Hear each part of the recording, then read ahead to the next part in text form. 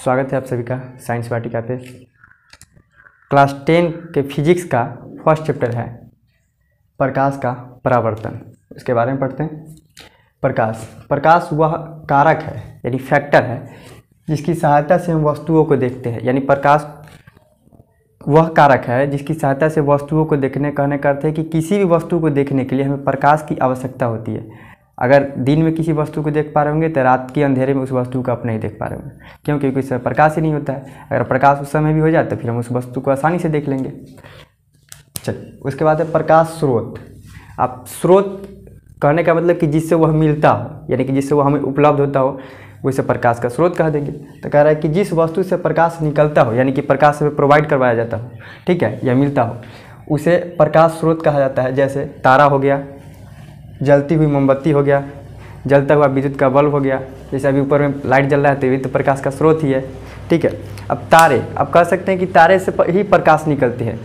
कोई भी ग्रह प्रकाश नहीं देता है। ग्रह का डिफिनेशन होता है कि ग्रह वह आकाशीय पिंड है जिसमें स्वयं का प्रकाश और ऊर्जा नहीं होता, प्रकाश और ऊष्मा नहीं होता, और वह किसी तारे का चक्कर लगाता रहता है, लेकिन वह निश्चित कक्षा में, तो उसे ग्रह कहते हैं। तो सब तो है नहीं। अब है कि प्रकाश के जितने भी स्रोत हैं किसी अन्य ऊर्जा को प्रकाश ऊर्जा में बदलने का कार्य करते हैं। ऐसा नहीं है कि प्रकाश किसी भोजन की तरह है कि कोई हमको उठा के दे रहा है।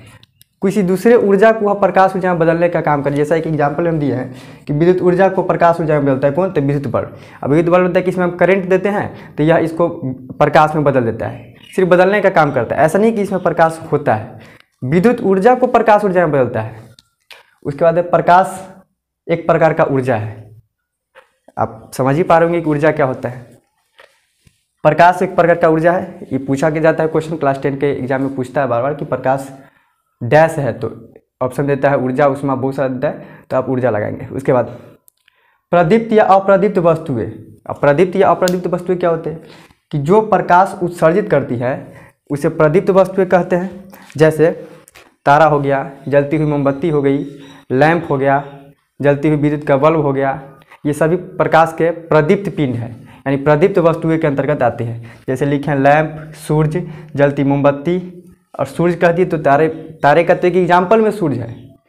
अपनी ब्रह्मांड में कितने तारे पता नहीं, बहुत सारे, 10, एक बुक में रहता है कि 10 के पावर 22 तारे हैं। उसमें से एक तारा को हम लोग नाम दिए सिर्फ सूर्य। अब कितनी तारे टोटल सोच सकते हैं।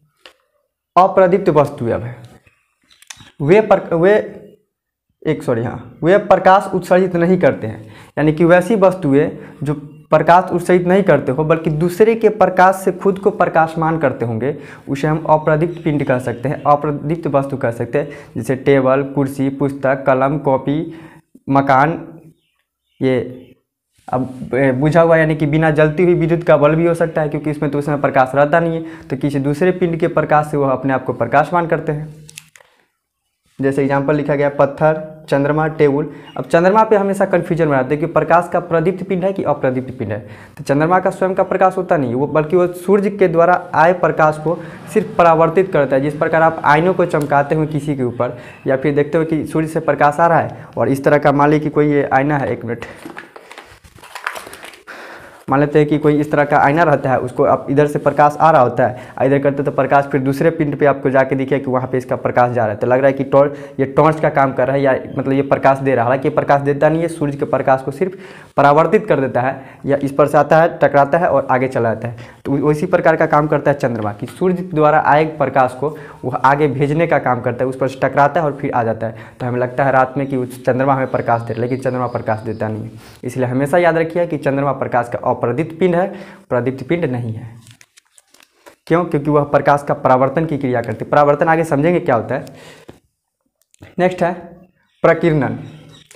जब प्रकाश किसी तारे से या किसी भी प्रदीप्त पिंड से या दीप्तमान पिंड से या वस्तु से निकलता है, तो वह अपनी मार्ग में जितनी बाधाएं रहती है उसको पार करते हुए और अपनी गंतव्य स्थानों तक, या अपने जहाँ उसको लक्ष्य रहता है पहुँचना, वहाँ तक पहुँच जाता है, ठीक है।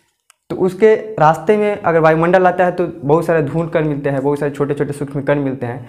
जब उस पर प्रकाश पड़ती है और वह प्रकाश पड़ने के बाद पहले तो धूल कण पे पड़ेगा, तो अपनी इच्छा अनुसार, यानी कि उसका जितना कैपेसिटी होगा उस कैपेसिटी के अनुसार वह उसको उत्सर्जित कर, मतलब अवशोषित कर लेगा। यानी प्रकाश जब किसी कण पर पड़ता है तो उस कण अपने इच्छा अनुसार या अपने क्षमता अनुसार उस प्रकाश को अपने पहले अवशोषित करता है, और उसके बाद अगर बच जाता है प्रकाश, क्योंकि प्रकाश तो ऊर्जा है तो अवशोषित तो करेगा ही, ऊर्जा सब चाहता है लेना। फिर उसके बाद जो बचे हुए प्रकाश हो उसको विभिन्न मार्गों में, यानी कि अलग अलग मार्ग में इसको भेज देगा। देखिए यहाँ लिखे कि एक कोई सूक्ष्म कण था और यहाँ से प्रकाश आ रहा है, किरण कोई आ रहा है प्रकाश की, ठीक है, किरण यानी प्रकाश किरण लिख देते हैं,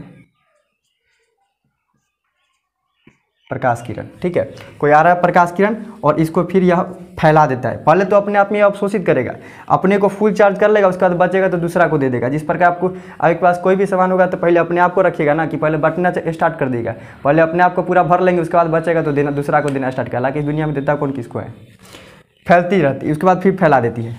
चलिए अब है प्रकाश की किरणें। प्रकाश की किरण होती क्या है, तो एक सरल रेखा पर, यानी कि कोई भी जैसे लाइन खींच दी हम, देखिए आप ये लाइन खींच दिए, अगर इसी रेखा पर प्रकाश चलती हो तो इसे हम कहेंगे कि क्या है, यह प्रकाश की किरण। यानी कि एक सरल रेखा पर या सीधी रेखा भी कह सकते हैं, कि एक सरल रेखा या सीधी रेखा पर चलने वाली प्रकाश को ही प्रकाश का किरण कहा जाता है। ठीक, अब देखिए प्रकाश की किरण हो गया। नेक्स्ट है प्रकाश का किरण पुंज। अब किरण पुंज क्या होता है, तो जब एक किरण एक लाइन पर प्रकाश चला था, इसको तो हम किरण कह दिए। जब बहुत सारा हो जाएगा, ये रहा, ये 3-4 बना दिए हैं, 4 है, तो ये प्रकाश किरण का समूह हो गया। अब किरणों का समूह यानी प्रकाश के किरणों के समूह को ही किरण पुंज कहा जाता है। समझ गया।